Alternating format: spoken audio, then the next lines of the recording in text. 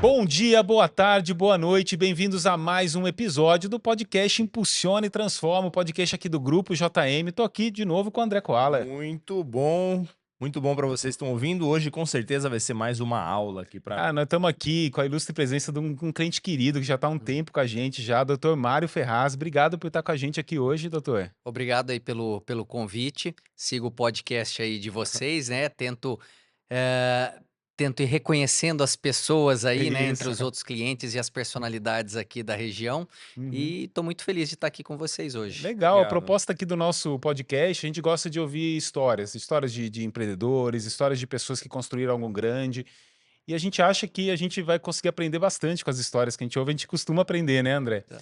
E eu queria voltar do começo, falar quem é o Dr. Mário, mas como tudo começou, como é que você foi parar na tua atuação profissional e como é que tudo começou. Conta um pouco da sua história pra gente. Poxa, então, desde o começo, desde a maternidade. Então, nasci em Campinas, Ótimo. mas a minha família é toda Daqui, de Americana, né? que legal. Então, só nasci lá, como Aham. muitos americanenses da minha idade, né? O pessoal usava a maternidade de Campinas, nascia e voltava aqui para Isso. Americana, né? Cresci em Uhum. Americana, minha família inteira é daqui, tanto do meu pai quanto da minha mãe. Estudei, Uhum. talvez muita gente se recorde, as pessoas acima dos 45 anos de Aham. idade se recordem. Estudei no Zé Carioca. Já ouvi falar, mas eu tenho 40, mas E eu acho que já já, não é para já você, passei mas do corte. já passou do corte. Uhum. Mas toda a minha formação eu fiz aqui em Americana até a faculdade.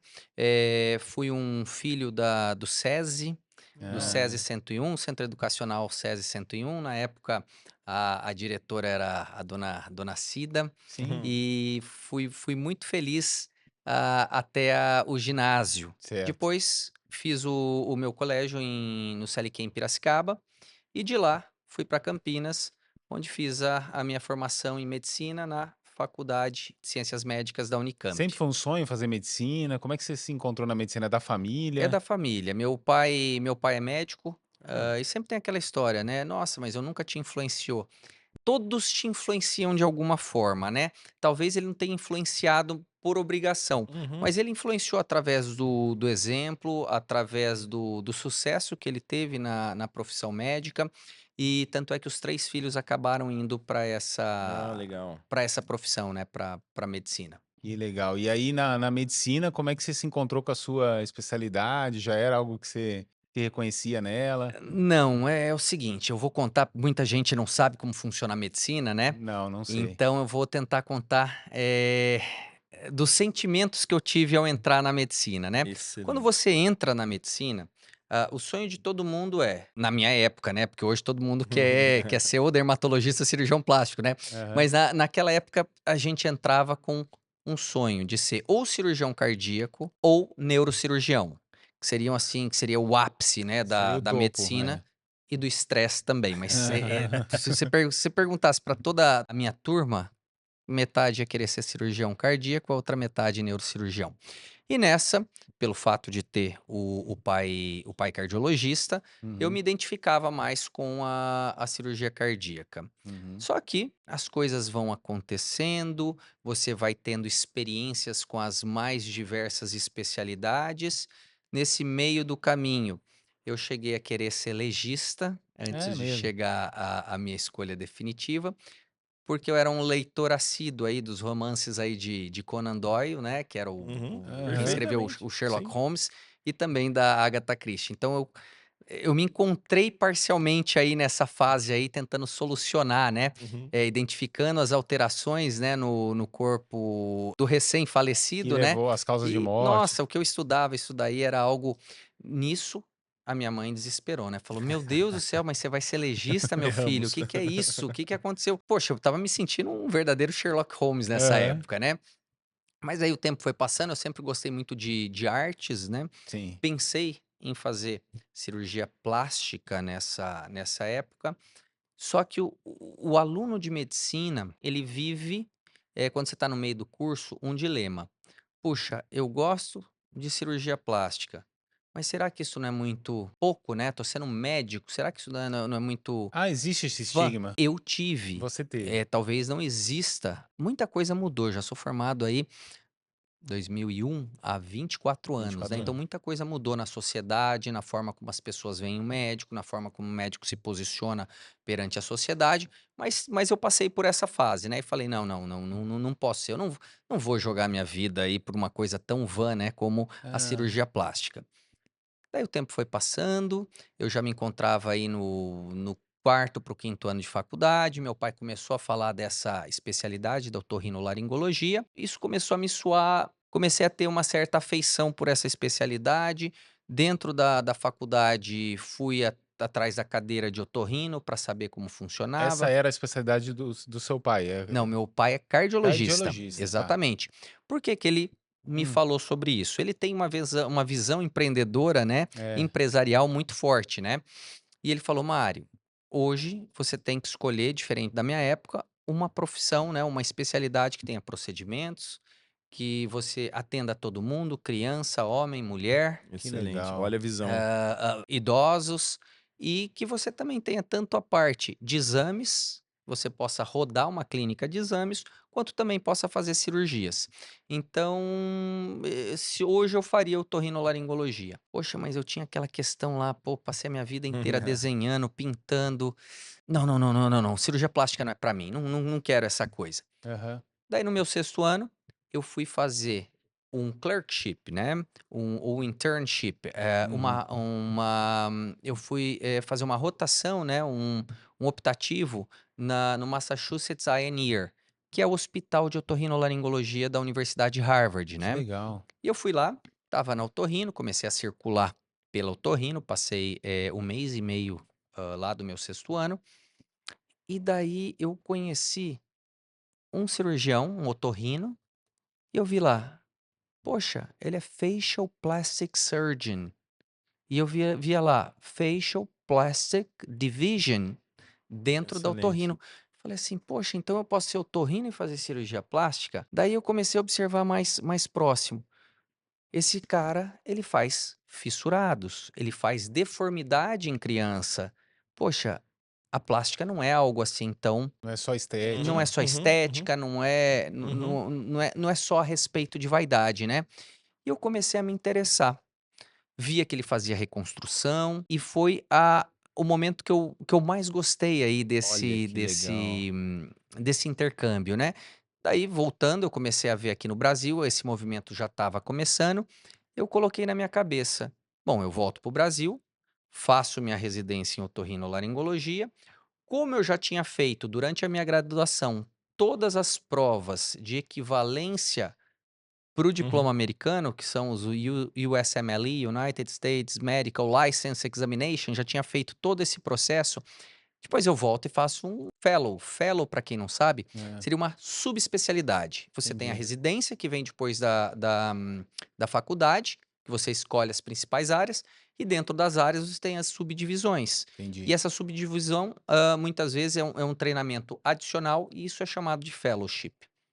Pois bem, foi o que eu fiz. Voltei, fiz toda a minha residência em otorrinolaringologia, cirurgia de cabeça e pescoço, e nela a gente aprende, não é só ouvido, nariz e garganta, né, o Ah, otorrino e a cirurgia de cabeça e pescoço é muito mais amplo do que isso, que né. legal. Seria a cirurgia, a identificação, o diagnóstico de todas as patologias que acometem o pescoço e a cabeça, Ok. tirando os olhos e o cérebro. Uau. Então estava encaminhado. Aham. Fiz as minhas aplicações lá para os Estados Unidos e estava tudo certo que eu ia fazer, o meu fellowship em cirurgia plástica facial nos Estados Unidos, na cidade de Portland. Nesse momento, eu fui me preparar, tinha um cirurgião, famoso no meio, da plástica facial, Dr. Wilson Davis, no interior do Rio Grande do Sul. Eu pensava: "Puxa vida, um cara no interior do Rio Grande do Sul? Bom, é o que me resta, deixa eu ir lá Certo. para me preparar, para ir para o meu fellowship, que ia se iniciar em julho". Mal sabia eu que eu estava chegando, eu ia encontrar a pessoa que mais mudaria e marcaria a minha vida, Olha, que foi o Dr. Wilson Lá no Davis, interior do Rio Grande do Sul. que virou, no final das contas, o meu padrinho de casamento, virou Olha. o meu pai dentro da plástica facial, né? E um grande amigo, né? Era uma pessoa assim notável, só que a gente só vai saber quando você fica um pouco mais velho, quando você passa durante todo o processo Certo. e olha para E olha em trás. retrocesso, né, tem coisas que você só enxerga em retrocesso. Daí ele pegou, né, me treinou, falou: "Poxa, Mário, você vai para os Estados Unidos, vamos lá, né?" 3 meses eu tinha e eu fui para os Estados Unidos, completei um ano de fellowship, passei mais 6 meses na Europa, na Itália e na França. Voltei para os Estados Unidos para passar uma época com um grande cirurgião, né, que era referência, o Burt Brandt, em reconstrução de orelha, né, Olha. das crianças que nascem sem orelha. Existem referências fortes no Brasil, assim, eu tenho uma concepção, não sei se é certa, e você me corrige, que o Brasil tem é forte na cirurgia plástica. Sim, Hum. nessa época o Brasil ele era forte principalmente na parte corporal. Ah, Estados Unidos era uma grande potência na face, né? Hoje, não só por minha causa, mas por sim, muitos colegas que fizeram caminhos assim semelhantes, hoje o Brasil, dentro da rinoplastia e da face, é uma referência mundial. olha que Eu legal. acho que só a Turquia chega perto da gente nessa área, né? que legal. Daí eu peguei, antes de voltar para nossa região aqui de Campinas, Americana, entrei em contato com o Dr. Wilson Davis e falei para ele: "Poxa, Dr. Davis, eu gostaria ainda de passar mais um tempo aí com o senhor, né?" Uhum. Ele tinha uma fundação de deformidade crâniofacial que ele criou, né? Ele foi o fundador dessa fundação, que é a Fundef. É a quarta maior fundação do país nesse quesito aí de deformidade facial. Eu voltei para trabalhar e fiquei mais um ano, tá, com ele lá. E no final acabei sendo um dos responsáveis aí da Fundef. Trouxe muitas técnicas novas aí na parte aí de reconstrução infantil. Certo. E obviamente também fazia toda a parte estética, né, o meu gosto sempre foi muito forte pela rinoplastia, que eu acho que não tem nada mais otorrinolaringológico dentro da Aham. plástica facial do que o nariz. E assim foi, né, fiquei mais um ano, fiquei ligado a essa instituição por 5 anos, sendo que eu viajava Campinas, Lajeado, Campinas, Lajeado, Nossa. Lajeado, Campinas, mensalmente. Eu ia lá, operava essas crianças e voltava.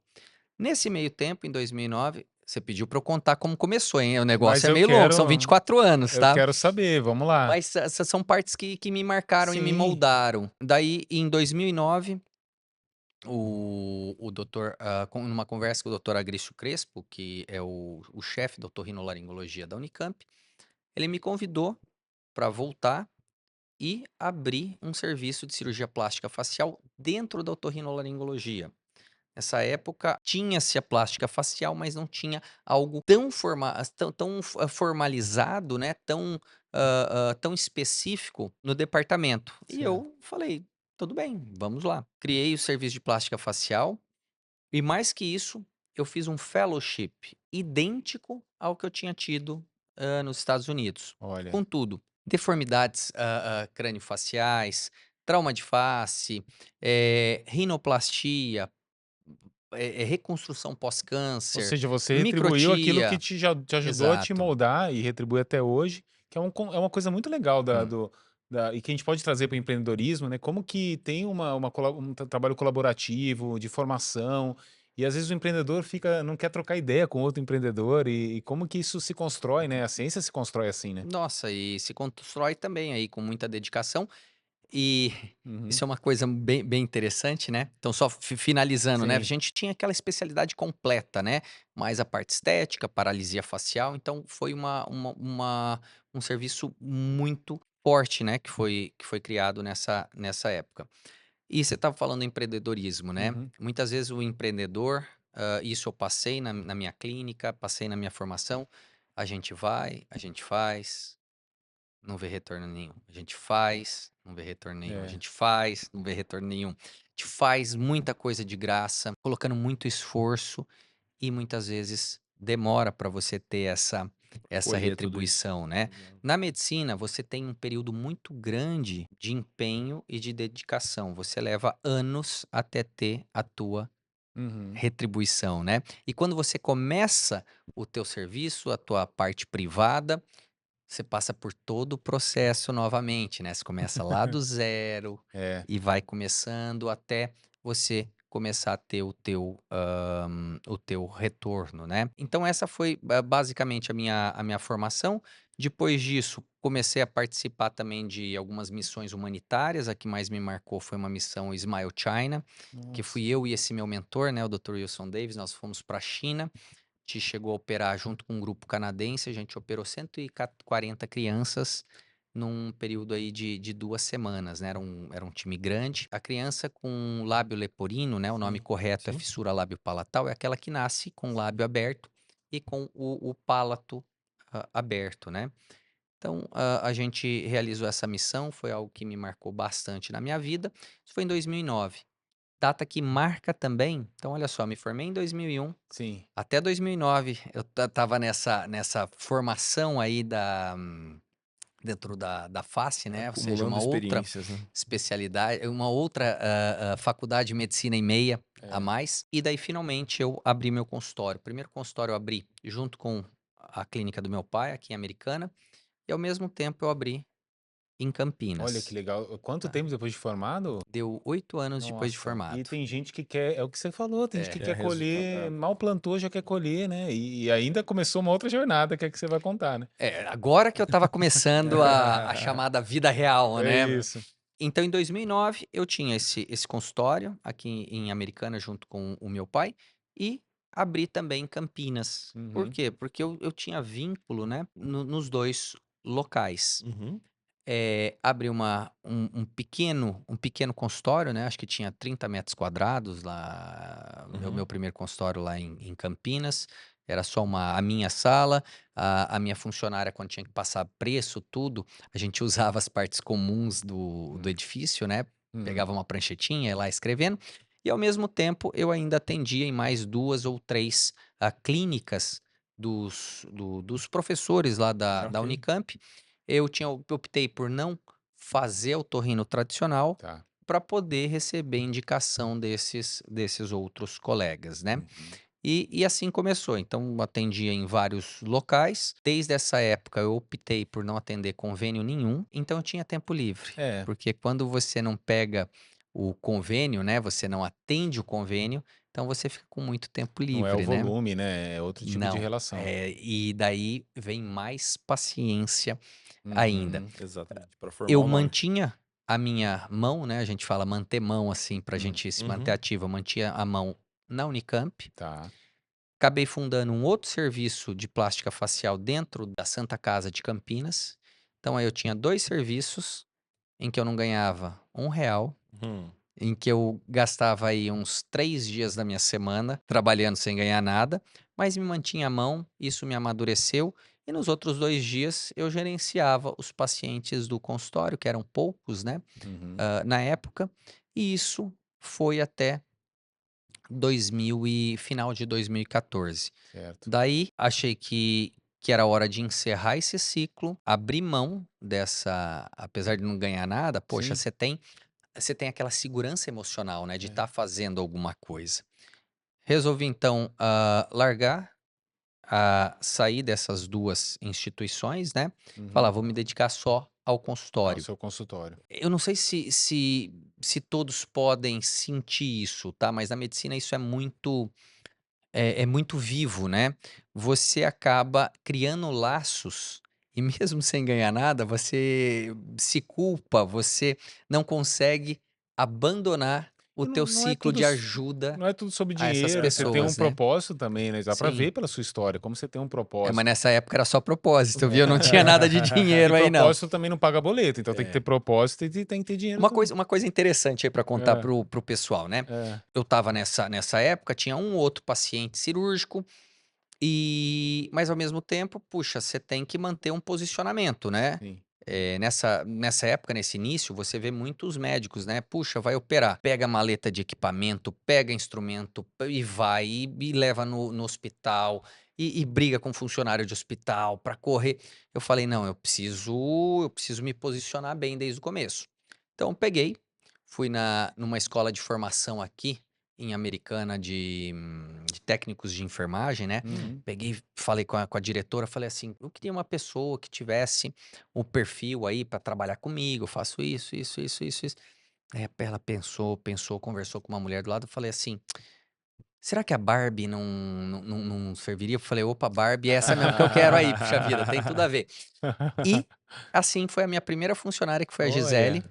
né, que ficou comigo por muitos anos, e eu não tinha dinheiro para pagar, Hã. né? Então a minha mãe me emprestava, eu pagava a, a A Barbie. Gisele, né? Pagava a minha instrumentadora, que Aham. também era, em Campinas, era a minha secretária. Então Ah, fazia tudo. E aqui em Americana eu usava as secretárias do meu pai. E daí, quando eu tinha uma cirurgia, nossa, tive uma cirurgia. Consigo já devolver o dinheiro para minha mãe e garantir o salário dela aí por mais é a uns, visão uns empreendedora. dois, É três exatamente isso. meses, né? Uhum. E assim foi. As coisas foram acontecendo. Cada vez a gente foi tendo mais pacientes.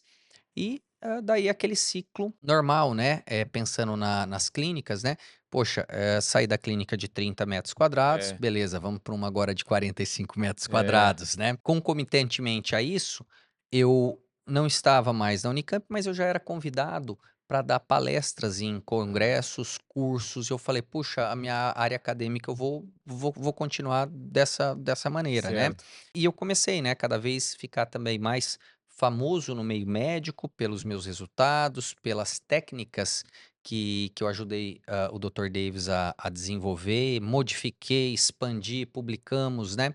Então a gente foi ficando muito conhecido na área acadêmica. E nessa época já era convidado para dar palestra nos Estados Unidos, nos congressos, Congresso Brasileiro, e essas coisas foram acontecendo todas Que já é simultaneamente. uma visão além, porque você poderia ter ficado só ali no seu consultório e não falar: "Não, agora eu não quero dar palestra, não quero estar isso", mas você já enxergou que isso daí te beneficiava em todo. Hoje as coisas acontecem muito através das redes sociais. Sim. Naquela época você não tinha as redes sociais. Uhum. Então onde você, poderia ter a sua autoridade, poderia, gerar o teu posicionamento, que hoje todo mundo Aham, fala disso aham. daí, né, autoridade, posicionamento, era sendo professor em alguma faculdade de renome, no meu caso estava Exatamente. estava na Unicamp, né, não era professor de uma forma formal, mas daí todo mundo fica te conhecendo. Uhum. E também artigos científicos, escrevendo artigos científicos, e também nesses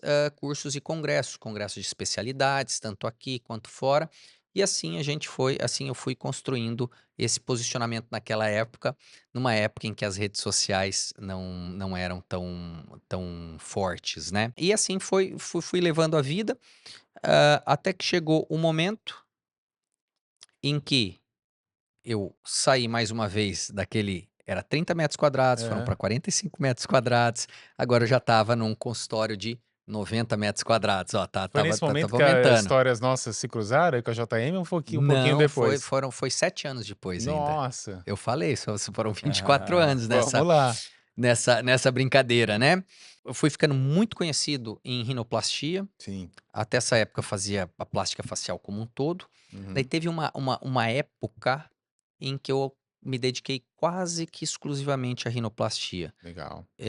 por conta das técnicas, da inovação, dos congressos, dos resultados. Eu comecei a ficar muito conhecido em rinoplastia, tanto aqui quanto no exterior, né. Falei: "Pô, vou voltar a minha clínica, né, pra rinoplastia". Eu sentia que estava vindo uma onda de rinoplastia que explodiu no começo da pandemia. É, explodiu forte mesmo. Eu fiquei quase exclusivamente com um único procedimento. Uhum. Eu escolhi a rinoplastia até antes de haver a pandemia, porque eu tinha na cabeça que se eu me dedicasse a uma única coisa, e era uma época que você estava começando a perceber que estava todo Uhum. mundo meio que se especializando, né? Não só Uhum. dentro da medicina, mas em tudo, em todos Escolhendo os o teu serviços, nicho e escolhendo teu Exatamente, nicho. estávamos se Então, o nichando. mecânico começou a ser um cara, Especialista o rei do em... breque, o rei da É, embreagem, o rei do não sei o que, do óleo, né? Então, as coisas começaram a segmentar. Eu falei, eu tenho que fazer isso eu daí. acho que você herdou a veia empreendedora do teu pai e a visão totalmente. também. Na história eu consigo ver várias coisas que É. você começou a enxergar diferente também. E peguei e falei, vamos fazer isso. Pum. Daí vamos fazer todo o meu posicionamento em rinoplastia. É óbvio que eu continuava fazendo facelift, continuava fazendo blefaroplastia, outros procedimentos, né?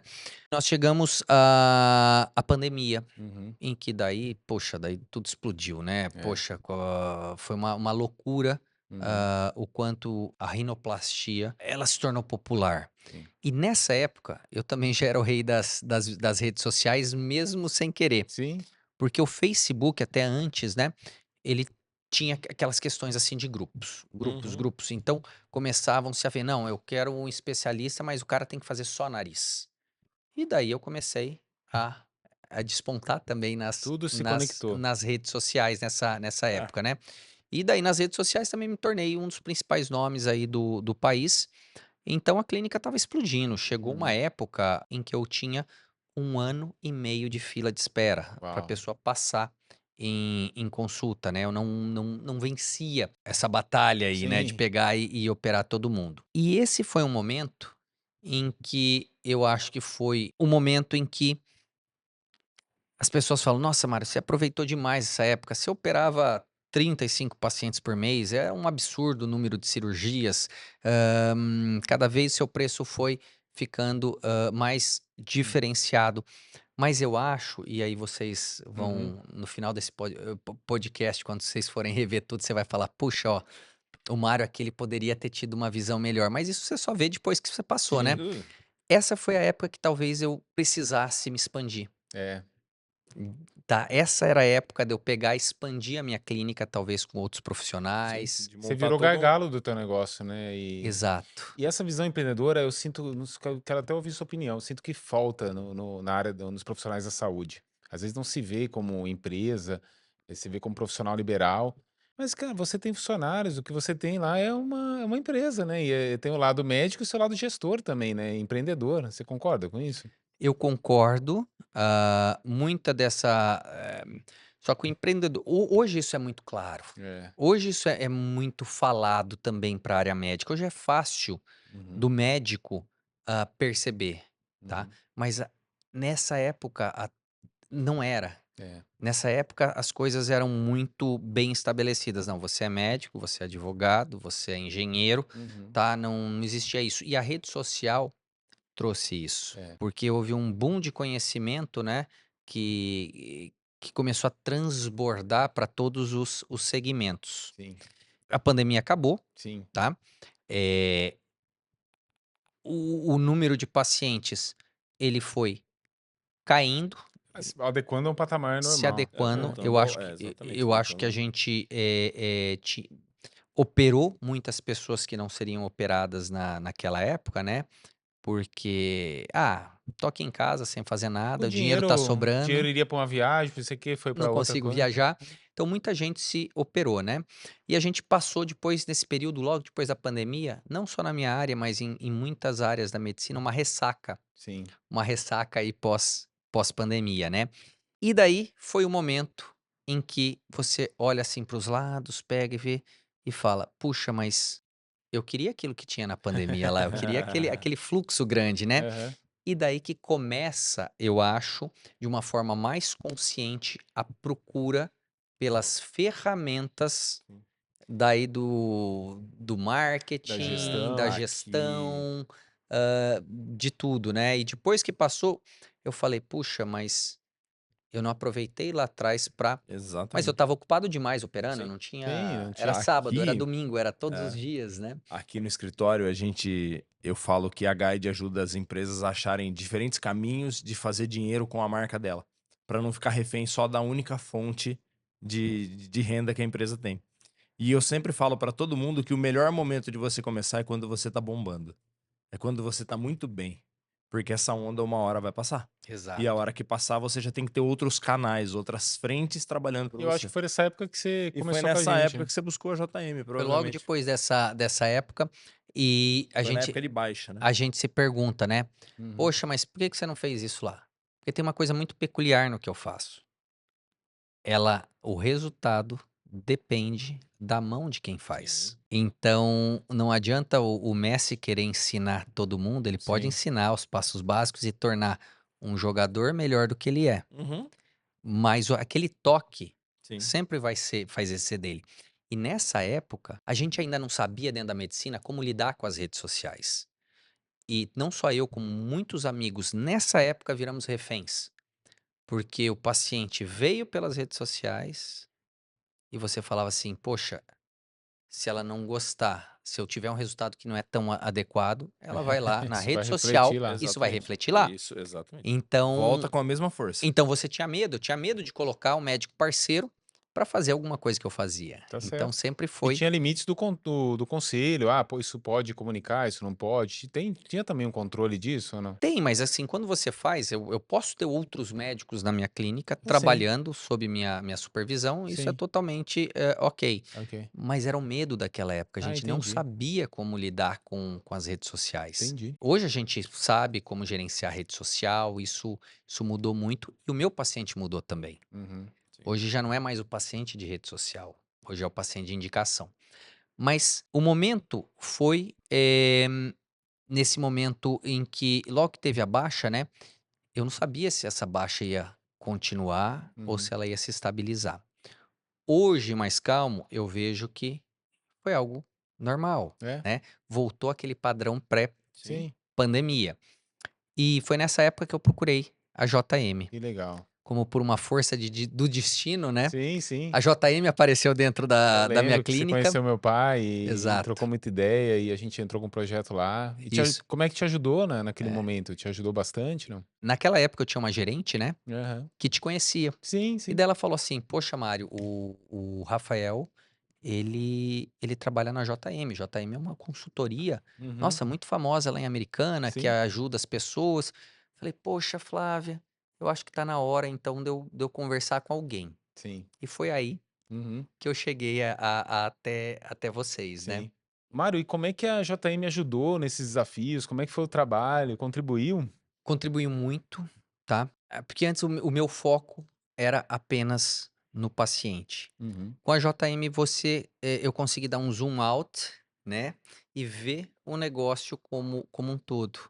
Foi saber que existem os colaboradores, né, eh, quando você trabalha aí na medicina em algo assim tão estressante algumas vezes, eles estão lá, eles são seus amigos, é tua família, é Sim. empregado, mas eu é difícil você observar o funcionamento deles no sistema como um todo. Uhum. Então, principalmente toda a parte de processos me ajudou bastante. A parte mesmo eu sabendo quanto eu ganhava, mesmo sendo uma pessoa super diligente com Uhum. meu dinheiro, investir, ter meus assessores de investimento, eu não tinha o meu DRE Sim. tão detalhado e não conseguia enxergar a minha empresa. Também, a gente não tinha metas, Uhum. né, as coisas aconteciam. Então, todas essas partes foram muito importantes. Às vezes para quem está me ouvindo, né, que já é um empresário, fala: "Puta, mas o cara ainda tá". Mas no meu segmento isso foi muito importante. É, você Isso é ganhou uma ótimo. visão Então gerencial que te potencializa, né? então isso me potencializou, bastante. Então ter sido, guiado, assim, pela JM, assim, desde desse início, aí quando eu Uhum. procurei ajuda foi muito importante, né. E realmente, como o Jarbas diz, né, a JM não vai estar aqui para sempre, você É, tem que aprender. é. E realmente, assim, a gente conseguiu, assim, incorporar isso dentro da nossa empresa, lá dentro A cultura ficou. da nossa clínica. Uhum. E uma das questões, né, que a JM me ajudou a decidir e a ter coragem também, né, É. porque o papel da JM muitas vezes é te empurrar assim no Isso. eh, dar um baita do empurrão. Nesse momento, eu estava já com os meus cursos, né? Eu faço muito curso, assim, muito Sim. treinamento para outros cirurgiões, treinamento em cadáver fresco, né? E também trago professores internacionais, as pessoas me visitam na clínica. A gente tem vários tipos de cursos para os colegas médicos, tanto brasileiros quanto estrangeiros. E vocês me ajudaram, que era o momento em que eu precisava mudar de local. É. Porque o meu nome, por conta desses cursos, por conta desse posicionamento internacional, ele ficou muito grande. Sim. E um dos problemas havia uma incompatibilidade entre o que as pessoas, eu falei que a fase da indicação tinha começado, não era só Sim. rede social, né? Então a pessoa via me indicada como, às vezes até por outros médicos, Sim. indicação de outros médicos em outros países, como o grande cara É. que ia resolver o teu problema. Daí o paciente vinha de São Paulo, o paciente vinha de outras capitais e me encontrava num Sim. consultório Ó, decente, sim. bom, mas que não Não, era não o que ele transmitia essa esperava. Sim, imagem. sim, mas E, não Não transmitia. e é o tijolo, posicionamento. tijolo vende. A gente vê quando o cliente entra aqui no nosso escritório, que é bonito, é imponente, é grande, e ele já tem uma percepção. É. Peraí, aqui o pessoal deve ser sério aqui. Olha só como é que é a estrutura. Isso acontecia, tinha que acontecer no seu negócio também. Tinha que acontecer. Então era uma dissonância que eu tinha nesse momento e que a JM também me ajudou a identificar. Uhum. Demos um super passo.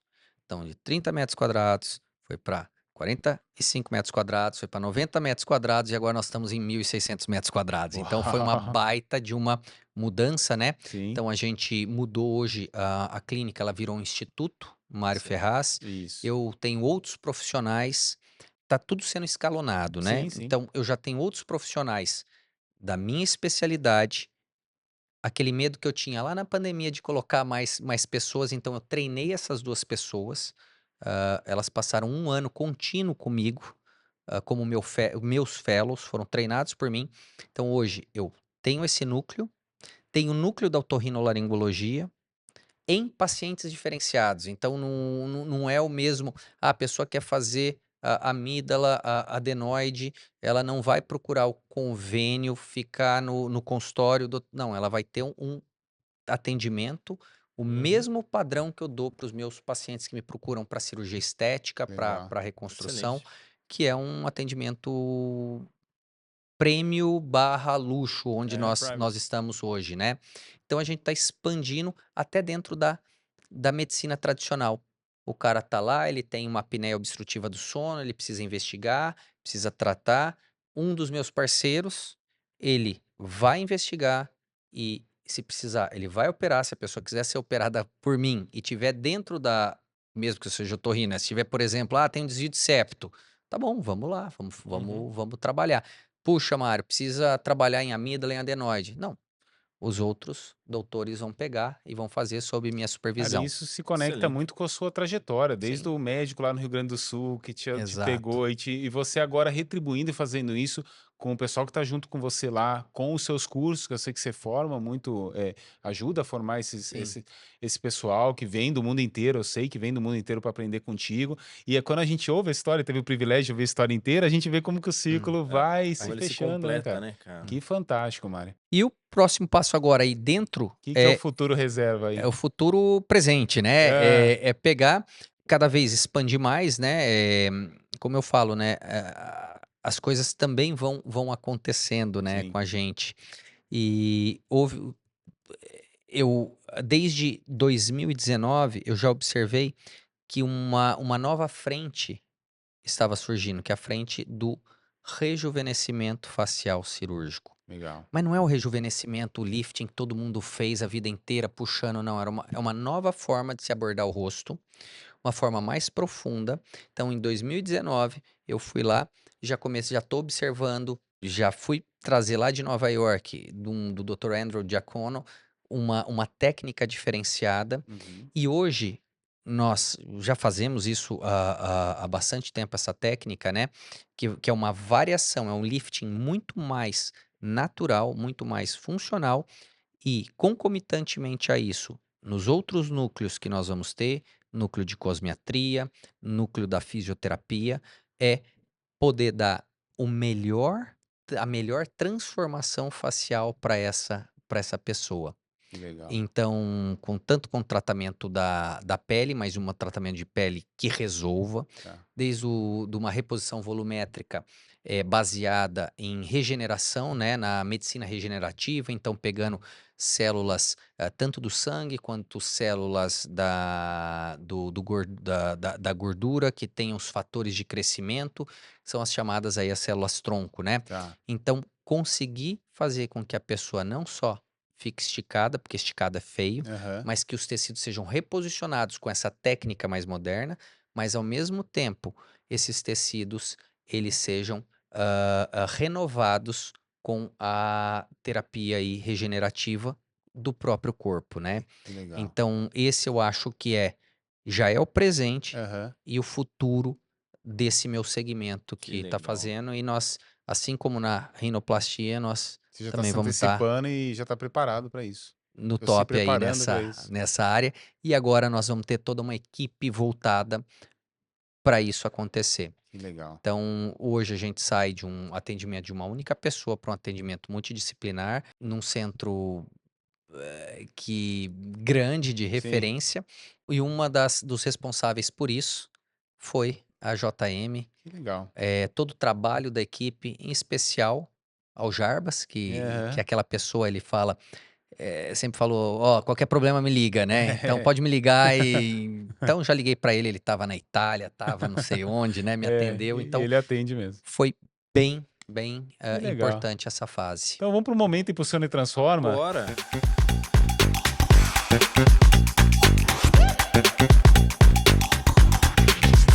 Esse é o momento do podcast, você assume o Esse papel. é aquele momento difícil, É o né? momento que você assume o papel do Jarbas, já que você está É. falando. Você vai virar consultor da JM e vai dar uma dica para quem está nos ouvindo, nos vendo, e que está empreendendo, ou que está com dificuldade, ou que está iniciando, e que se você pudesse pegar uma máquina do tempo e voltar no Mário lá de 2001 ou de 2009, você daria essa dica para si mesmo, né? Eu daria uma dica para a pessoa que está começando Tá, e para a pessoa que já está na segunda fase do tá negócio. bom. A pessoa que está começando, ela só vai. Ela só vai, ela tem energia, ela tem força Hum. e ela não tem nada a perder. Ela está se construindo. Mas, já que temos que dar a dica para essa pessoa, né? Sim, É que ela não vá só pela emoção, não vá só pela força física, mas que ela também crie estratégia. E que ela tenha alguém mentorando ela, quer seja uma empresa, quer seja uma pessoa que já tem experiência, desde o primeiro dia da transformação dela, que ela queira dar o pontapé inicial. A dica também para a pessoa, quando ela chega no momento do negócio em que ela tem que tomar decisões, onde ela já tem algo a perder. E o que seria esse algo a perder? Dinheiro, Uhum. reputação Sim. e as conexões, negócios, tudo, né? Eu acho que essa pessoa aqui, ela sofre mais do que aquela lá da frente. é. Então calma, cuidado com a saúde mental, Uhum. porque os nossos pensamentos podem nos engolir, Sim. e quem é empresário sabe do que eu tô falando, né? Uhum. Ter sempre uma equipe de apoio que não seja, ou uma pessoa de apoio que não seja aquela pessoa que está dentro do teu business, alguém que esteja vendo de fora.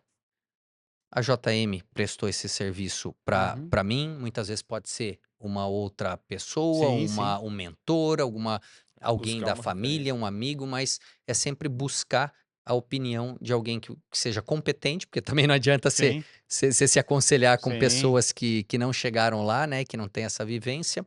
Então acho que esses Pra são você não errar as onde duas. outros já erraram e já É aprenderam e melhor do que aprender com o seu erro, é aprender com o aprender erro com o dos erro dos outros, outros. né? Cara, que dica, hein? E que Excelente. história, né? Que De história trajetória hoje. que eu fiquei Que muito aula. feliz de É, conhecer, que porque eu bom. não conhecia. Queria agradecer a presença aqui, doutor. Obrigado por ter vindo no podcast hoje aqui com a eu gente. que agradeço. E cada vez que a gente conta a história, geralmente a gente não conta a história inteira, né? Você conta ela por pedaços. Sim, Mas vocês fizeram eu reviver todos esses momentos, ver a minha trajetória sim. e já tá aparecendo coisas aqui na cabeça, já tô tendo insights, né? Porque sempre que você vai fazer algo novo, você também tem que rever tudo que você Sem dúvida. fez e isso te ajuda, né? É. E contando a minha história, parece que eu tô fora dela, contando, então eu Exatamente. consigo aproveitar Não também. é à Então, toa que aqui a gente gosta de então história, porque a foi gente aprende com as histórias. Maravilha. Sigam o doutor aí nas redes sociais, Instagram, procurem que vocês vão ver esse dia a dia e a gente segue, gosta bastante.